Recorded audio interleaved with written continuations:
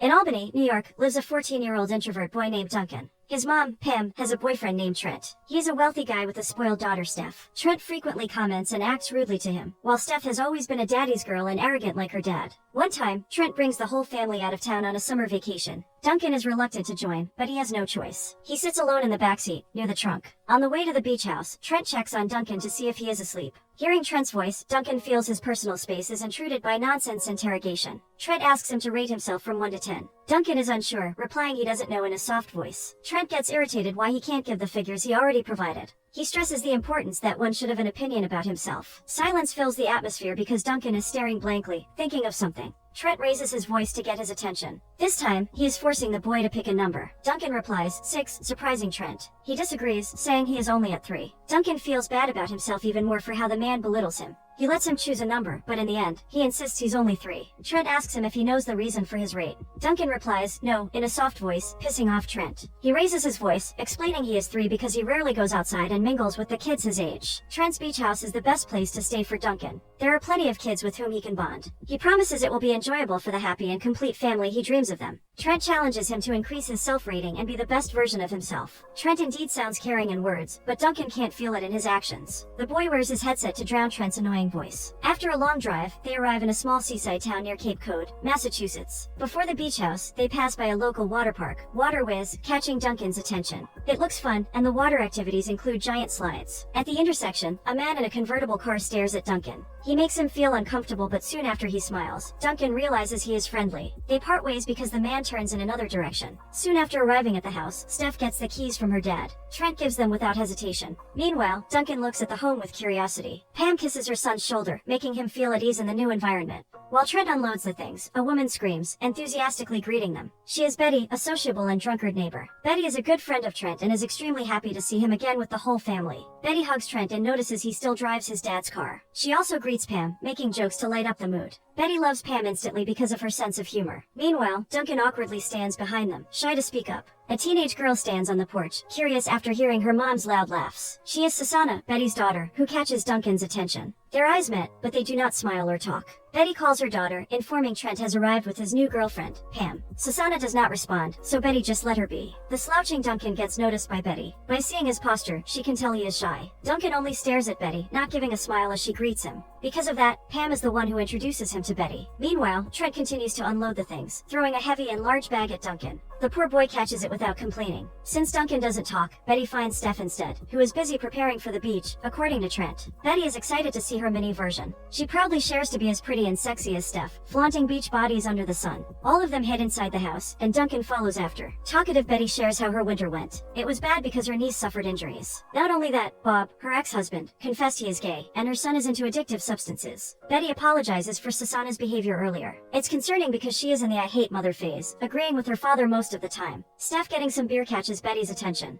Her outfit looks cute, but it's too revealing for Trent. Betty returns, talking about her family, and this time it's Peter, her youngest. She can pay for the surgery on his lazy eyes. However, it worsens, so Betty forces him to wear an eye patch. After keeping beers, Steph asks permission to leave. Trent suggests it's better to bring Duncan to the beach. Steph complains, refusing to babysit him throughout the summer. Duncan prefers staying at home, but seeing his mom and Trent kissing forces him to go with Steph. While heading to the beach, Steph warns Duncan to keep distance from her. She doesn't want to be humiliated by her friends because of him. Poor Duncan follows, walking slowly behind his stepsister. Steph boasts to the girls that she can host a party anytime at the beach house. She shares about her dad, permitting her to do anything to make her happy. Her friends envy her perfect life. Meanwhile, Susanna, who hates mingling with mean girls, lies nearby, ignoring the proud Steph. Instead of gossiping, she prefers reading a book peacefully at the shore. Steph calls Chad, her boyfriend, to go with her in the water. Chad refuses, explaining he is busy playing with the boys. Steph is forced to go with friends instead. The girls wonder about Duncan, who is sitting nearby. Steph humiliates him, saying he and his mom lived in a one-bedroom apartment before her dad saved them from poverty. Duncan pretends not to hear it while playing in the sand. Steph calls Susanna to go with them, leaving Duncan alone.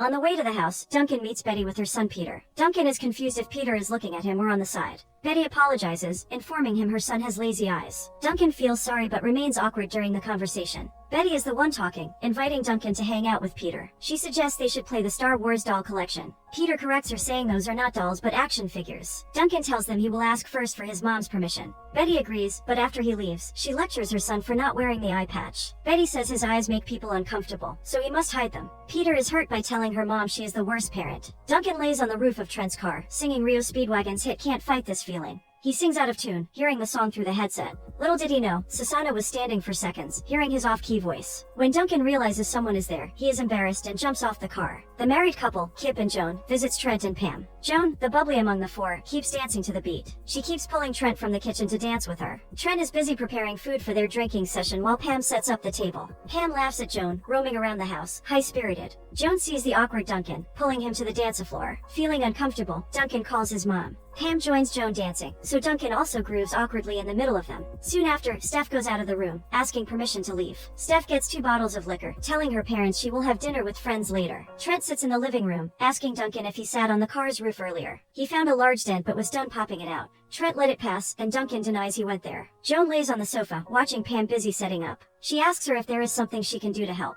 Pam refuses, telling her to relax because their system in the kitchen with Trent is working well. Trent agrees, hugging Pam. Joan envies the two for being sweet before her. Everything is set, and they dine at the elegant table Pam prepared. Duncan is also there, behaving silently like he always does. The talkative Joan recalls how she slept in the dune after being drunk. Pam joins in the chat, but she eventually feels shy. The atmosphere becomes awkward, so Trent breaks the silence to save Pam from embarrassment. He shares how Pam loves catering, which explains why she knows how to set up the table like fine dining. She also loves to design and plans for a minimal renovation to the beach house. Kip and Joan are impressed by Trent's meeting an amazing woman. Pam sees her son bored with the conversation. She allows him to exit and do the things he wants. Duncan is relieved to escape the misery finally. However, Trent calls him to bring his plate to the sink and clean his mess. Duncan feels like an outcast everywhere he goes. He decides to stay on the porch for fresh air. Duncan sees Susanna, and Betty is lecturing her for not closing the screen door. Pissed off, Susanna bangs the door, making her mom call out her alarming behavior. Duncan pretends to look away when his eyes meet Susanna's. The lady greets him, forcing himself to remain composed and talk to her. Duncan apologizes, telling her he does not intend to eavesdrop on her argument with Betty. Susanna is okay with it, and asks him if he likes Rio Speedwagon. Duncan feels shy, confirming she heard him singing earlier. He stutters, explaining it's his mom's favorite. Eventually, the conversation gets awkward for Susanna. She feels Duncan is uncomfortable talking to her too. Susanna is heading inside when Duncan continues the conversation. He predicts it's going to be a hot summer. Susanna turns around to hear him out. However, Duncan talks awkwardly again. Susanna understands him, telling him she's inside if he wants someone to talk to. The next day, Duncan wakes up seeing the mess in the kitchen. Steph looks in the fridge for a beer but finds nothing. She is pissed off that they drank all the liquor last night. Duncan sees the home is boring, so he roams around the house. He finds a pink bicycle in a storage room and uses it to explore the town. For the first time, Duncan smiles genuinely, looking around at the beautiful sight. Duncan stops by a diner to buy soda. While quenching his thirst, a man playing Pac-Man catches his attention. Duncan goes nearer to the machine, where the guy requests him to stay on the side because his shadow is bothering him. Duncan apologizes, but the man says he has nothing to feel sorry for. It's just that it's his first time reaching the game's cherry level. Duncan likes his humor also because he is a Pac-Man lover. However, men in sky blue shirts call him, telling him the lunch break is over. The guy has no choice but to give up on the game. He still has another life, so he lets Duncan use it. He jokingly tells the boy not to go beyond his highest score. After losing the game, Duncan returns home, seeing his family packed up for a trip. Kip and Joan invited them over to their boat to hang out. Trent is mad that he left without leaving a note because his mom is worried. Pam requests her son to hurry up and get dressed because they will be late. At the yacht, Trent throws a life jacket at Duncan. The boy catches it but doesn't want to wear those. Trent forces him to do so because he can't swim. However, it's not because Trent wants him safe, but for him not to bother anyone if he falls into the water. Betty and her children also arrive to join them. Even in the boat, Duncan feels like an outcast. Steph and Susanna go to the deck to sunbathe, and the adults make themselves comfy on the couch, enjoying themselves. Meanwhile, Duncan stays in the driver's seat, solely wearing a life jacket. Pam and Trent share their love story with everyone. Trent recalls how he played as a cop to win her heart. Pam finds him cheesy back then, saying he is willing to protect her. It took 3 months before Pam made it official, amusing Betty. Everyone enjoys the topic except Joan, who keeps glaring at Pam as she shares something about Trent. Pam notices her son, all alone, with a miserable face. Duncan feels disgusted seeing Trent kissing his mom. He's trying hard to be sweet in front of everyone. Pam explains his stepdad is making an effort for a complete and happy family with them.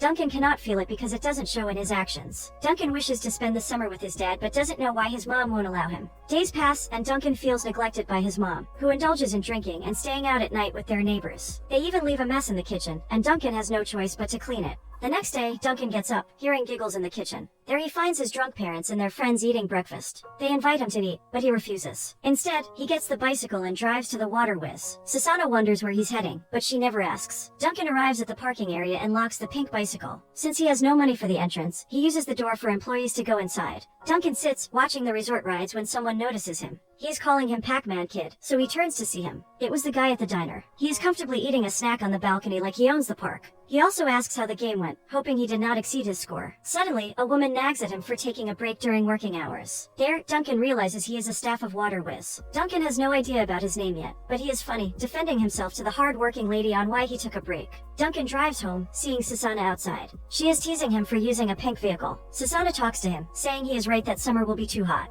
Duncan doesn't reply but drives in circles to listen. There, Susanna shares that she's out of the house, waiting for her dad's call. Her mother hates seeing her on the phone, so she stays near the streets. Duncan can relate because his mom does the same. Eventually, he bids goodbye, and Susanna tells him to share another weather update again next time. Duncan returns the bicycle to the garage. He overhears his mom trying to find him, so he hides. He spent the whole day at the beach until it is dark. Duncan glances at his mom's room. Soon after she turns off the lights, he sneaks into the house. However, Trent, seated in the living area, catches him. He lectured the boy for not leaving a note again, making his mom worry. Trent reminds him to show respect, so that the family he is trying to build with them will work. The next day, Duncan revisits the water park, where he runs into the guy who played Pac-Man at the diner. He is Owen, a Water Whiz staff who loves violating rules. He is not wearing the employee's shirt and strolling around the park like a boss. He jokes at Duncan to go home because he is having too much fun watching water activities. Duncan takes it seriously, standing up to exit the gates. Owen laughs, saying he is only joking. Owen looks at the boy's old pants, suggesting he should wear something suitable for swimming. He brings Duncan to Lewis, the booth staff in charge of clothes and life jacket rentals at the resort. Owen asks him to find the best trunk for Duncan. Lewis shares about a kid throwing up in the crazy tube. Owen never believes him because he sounds like he is joking. Lewis is one of the loyal staff at Water Whiz. 10 years ago, he expressed his intention to quit the job, but he never did. After wearing a swimming trunk, Owen takes Duncan to tour the resort. Water Whiz Water Park has existed for almost 3 decades already. The owner swore not to change a thing in the resort. The woman nagging at Owen yesterday walks with them. She is Caitlin, a hard-working staff, unlike Owen. She tells Owen to stop strolling around because a kid puked at the crazy tube. Owen pretends to be surprised even if he doesn't care. Caitlin reminds him to reorder more mats, accomplish the tasks scheduled for next week, and change the filters. Owen sounds confident, telling her he has already accomplished those. However, Caitlin says she will inspect later, making Owen admit he never did a thing. Owen rests his head on Caitlin to make her stop nagging. Soon after she leaves, Owen tells Duncan how Caitlin is madly in love with him. The next stop is the Devil's Peak, the largest water slide in a 50-mile radius. It's a tube from end to end and measures like 13 football fields in length. 3 kids have been dreaming of passing through Devil's Peak, and they are Vladimir, Ishmael, and Mingli. Those are not their names, but Owen calls them that way. Vladimir asks Owen if it's true that a kid figured out how to overtake someone in the water slide.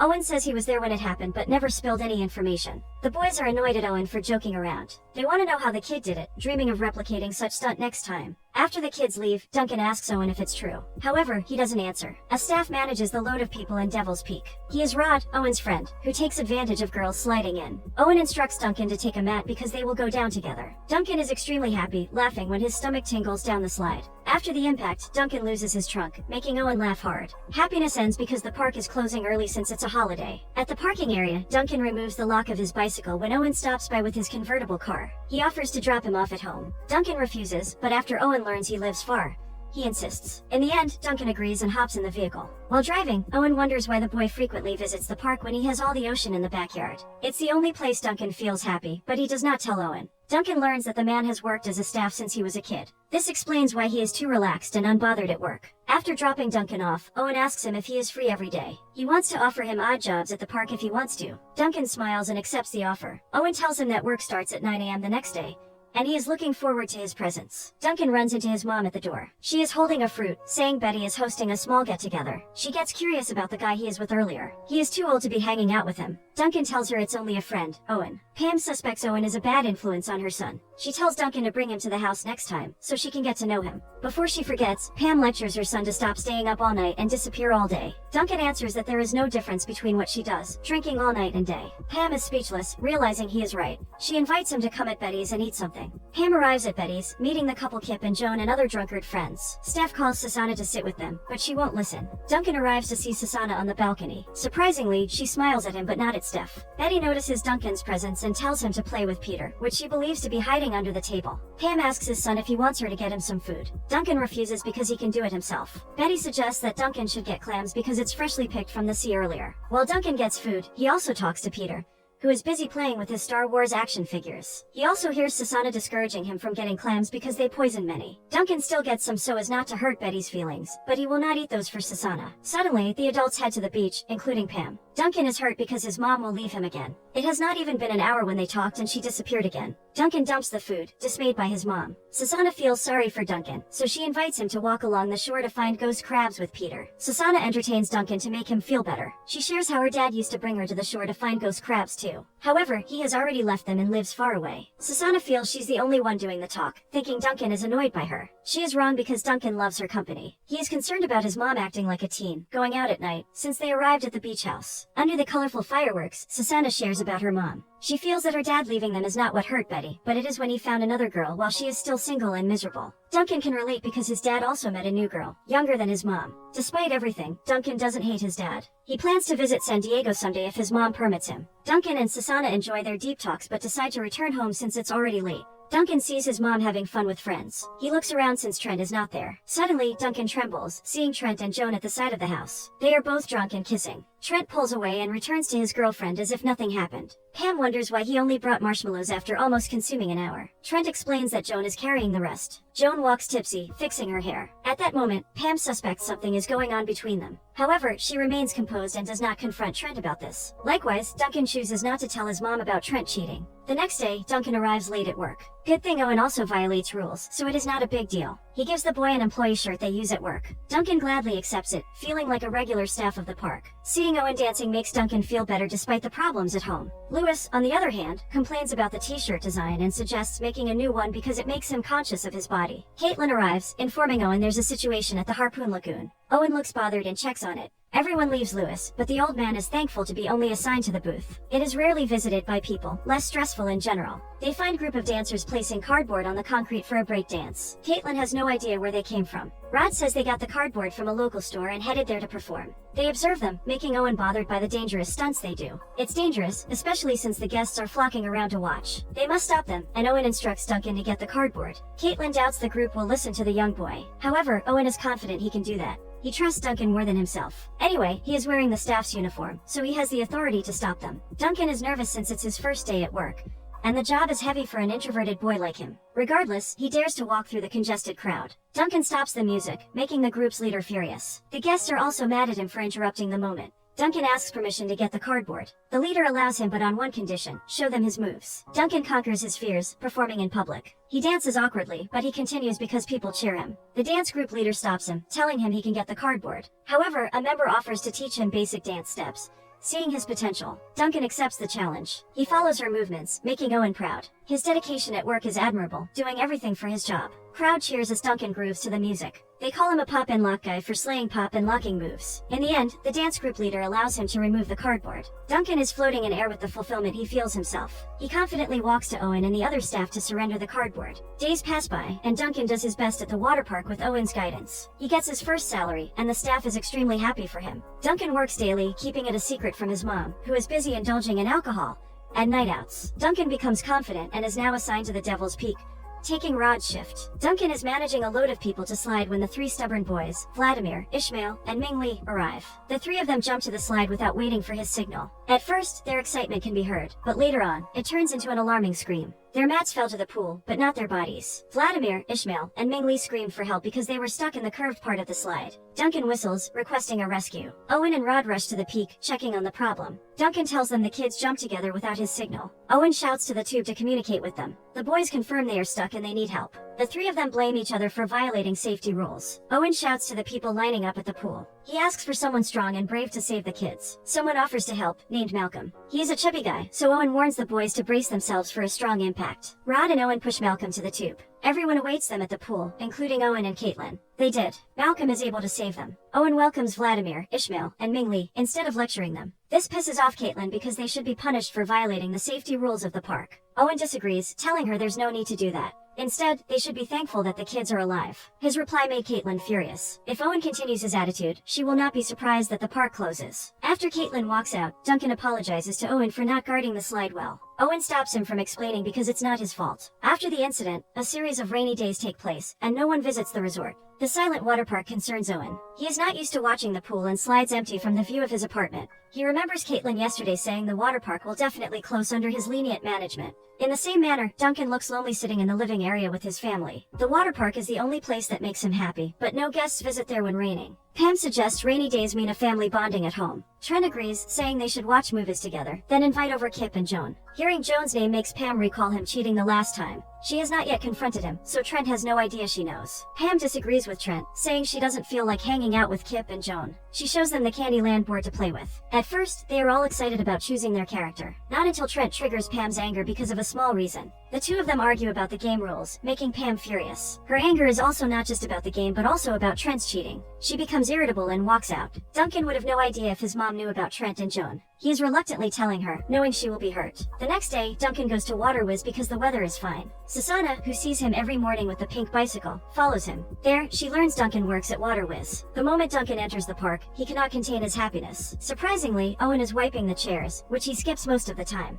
Owen is surprised he came, even if it's his day off. Duncan offers a hand since he was not able to work yesterday. Caitlin arrives, but she's not mad at Owen anymore. She bursts laughing, seeing his shirt worn on the wrong side. Guests start to arrive at Waterwiz. While Duncan arranges the chair horizontally, Susanna startles him. Duncan asks how she knew he worked at the park. Susanna admits following him earlier. She returned home after, then went back to the park to see him. Susanna learns his mom doesn't know about him working. Their conversation is interrupted when Rod and Owen tease Duncan. Owen announces at the mic to call Duncan's attention. Duncan insists they are only friends, and she is older than him. However, Rod and Owen are not convinced. They congratulate the boy for catching a pretty girl. Duncan entertains Susanna at the park by watching the different slides. Duncan has become popular with girls at the water park, calling him a pop and lock guy. After having a meal, Duncan returns to work while Susanna stays by his side. One of Duncan's odd jobs is to remove things in the locker, like stinky undergarments and socks. Duncan cleans the mess after the guests are gone. It's already late, but Susanna accompanies him in arranging things until the water park is set for the opening the next day. Steph envies the two for hanging out without her. Susanna is surprised because she did not say they had plans. Steph requests her to be by her side because there's so much going on in her life. Duncan notices the parking lot is empty. His mom also looks lonely, telling them dinner is ready. Duncan bids goodbye to Susanna to go inside. The family waits for Trent before eating. Hours pass by but never return, so Pam tells the kids to start eating. Pam overhears Steph earlier, confessing to Susanna she's lonely. She asks the lady how things are going on between her and Chad. Steph stutters, sharing they already broke up. Pam apologizes for hearing that and comforts her. While Pam washes the dishes, Steph offers to help, happy about cheering her earlier. In the middle of the night, Duncan hears Trent and her mom arguing. Trent insists he only stayed all day at Kip's boat, and he lost track of time. He did not call, concerned about waking her up. Pam starts crying, forcing Trent to tell her everything she must know. Trent swears he is not keeping a secret. He hugs Pam, assuring her all is fine. Duncan eavesdrops behind the wall. He is teary, watching his mom hurt and recalling Trent's cheating. The next day, Trent goes to the kitchen and sees Pam in a good mood. She believes Trent's explanation for arriving late last night. Duncan's blood boils for his mom playing blind to Trent's behavior. Duncan walks away and bumps into Trent. He is greeting him good morning, but Duncan is too furious to respond respectfully. Another night of partying. Pam and Betty sit together with Duncan, Susanna, and Steph. Betty is talking behind Joan's back for only ordering food for a party. Joan arrives, apologizing for being late. She pulls Trent to the dance floor, making Pam uncomfortable. Kip joins the table where Betty asks him to host another party on his boat. Kip would love to but apologizes because his boat's motor has been damaged for more than weeks already. He will start repairing it once the parts arrive. Pam freezes, hearing that Kip's boat is not working. Trent says last night they went boating together. She trembles, confused about everything. Her mind says Trent is cheating, but her heart wants to keep him. Pam is teary and excuses herself before everyone notices. As a son, Duncan knows what his mom feels. Joan and Trent dance too close, but Pam chooses to be silent. In the middle of the party's venue, Duncan tells his mom to do something about Trent's cheating. He speaks so loudly that everyone looks at them. Trent and Joan seem guilty, but Trent tries to stop Duncan. However, Duncan is furious, and no one can stop him from fighting for his mom. Duncan pushes Trent. Good thing Kip is there to protect Duncan from Trent's punch. Unable to convince his mom to confront Trent and Joan, Duncan walks away. Susanna finds Duncan at the shore. She tries comforting him by sharing that she talked to her dad yesterday. His dad is delighted to hear they went searching for ghost crabs. Duncan feels better because of Susanna's presence. He leans at her, initiating a kiss. Susanna is surprised and stops him. Embarrassed, Duncan apologizes and runs away. Duncan seems lost, not knowing where to go. At Betty's home, he overhears Trent apologizing. He admits he cheated but plays like a victim for Pam to forgive him. Duncan is teary out of pity for his mom for giving another chance to a man breaking her heart. Suddenly, Peter, who is under the balcony playing action figures, shouts Duncan's name. Duncan hides before his mom sees him. Pam hears someone calling her son, so she looks around the porch to see if he is there. Peter pleads with Duncan to take him anywhere. Duncan refuses because it's already late. Eventually, he agrees after Peter threatens to shout his name again. Duncan takes him to the water whiz on his pink bike. The water park is already closed, so Duncan climbs the fences to get in. Owen arrives, telling him he wastes energy because the gate is open. Owen invites the two to get inside. Duncan is confused, but he follows after seeing his co-workers going inside. The water whiz staff are throwing farewell party for Lewis. He filed a resignation telling everyone he was serious this time. Owen introduces Duncan and his pirate friend. Peter wears an eye patch, and Owen thinks it is a costume. While everyone is having fun, Peter tries to sneak a can of beer, but Owen sees him. There, Duncan introduces the little boy to Owen. Peter is a confident and funny kid, making Owen adore him at their first meet. Owen wonders why he is wearing a patch. Peter's face turns lonely, sharing his mom forces him to cover his eye because it confuses people.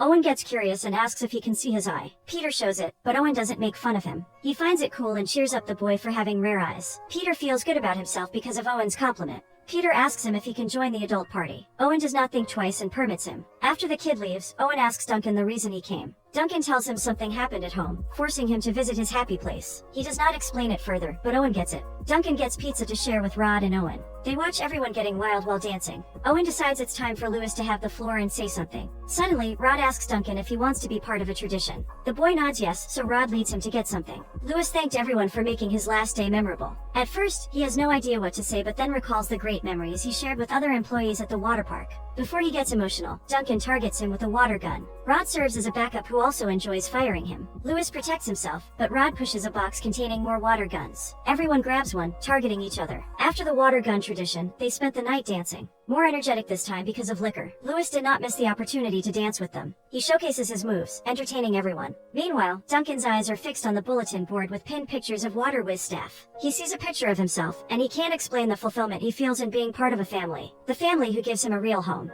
Owen apologizes to Caitlin. He admits he is an immature staff. Caitlin laughs, asking for forgiveness because she was frustrated that day. Caitlin is supposed to work only in the summer, but she is currently in her 3 years at the park. She has poured all her efforts into keeping the place organized. That's why she exploded seeing Owen chilling in the middle of an accident. Owen promises it won't happen again and kisses her forehead after. Duncan is happy from afar, seeing them reconcile. The party is over, but Duncan remains at the park. Owen wonders why, so he asks him. Duncan tells him he would love to stay there forever. Owen laughs, thinking he is joking. Duncan says he is serious because the water park is the only place that makes him happy. Owen stops smiling, realizing it's not the time to joke around. He advises the boy to let go of the idea of settling at the park because the world offers more. At that moment, Duncan shares how he hates his mom's boyfriend. He rates him as 3, which he finds rude. Owen comforts the man, saying Trent did that because he doesn't know him well. He encourages him to go on his path, not listening to Trent or anyone else. Owen shares that his father is also like Trent. He is against his life choices, enforcing rules that are way beyond his reach. That is why Owen doesn't follow the rules, even wearing an employee's shirt. In the end, Owen hugs Duncan, telling him he is not alone. Duncan and Peter return home. Betty is mad at Peter for disappearing all night without asking permission. Meanwhile, Duncan finds all their luggage outside. Trent greets him, telling him they are leaving early to start a new life. He requests him to forget about last night and think of it as if it never happened. Steph glares at Duncan, blaming him for ruining her summer vacation. Duncan finds his mom also packing her things. He wonders why they need to go with Trent after all he did. Pam is emotional, saying they need to leave to protect the family. She also tells him he is too young to understand everything. Betty hugs Pam, motivating her to be strong because she is a great woman. Meanwhile, Susanna and Duncan bid goodbye to each other for the last time. Susanna kisses him, making Duncan's heart melt. All is set, so Trent starts driving. Meanwhile, Betty and Susanna stayed on the road until they could not see their vehicle. They pass by Water Whiz, making Duncan emotional. Trent stops by at the gasoline station nearby so Duncan has a chance to look at the Devil's Peak for the last time. However, he feels that the park is calling him. Duncan runs to Water Whiz, worrying about his mother. Meanwhile, Trent is pissed off at Duncan, delaying their long trip. Duncan casually tells Owen he will return home. The boy also announces this to other staff. Duncan tells Owen he wants to pass him at Devil's Peak. The 3 kids, Vladimir, Ishmael, and Mingli, get thrilled. They climb to the slide, announcing to everyone that the pop and lock guy will try overtaking Owen in the tube.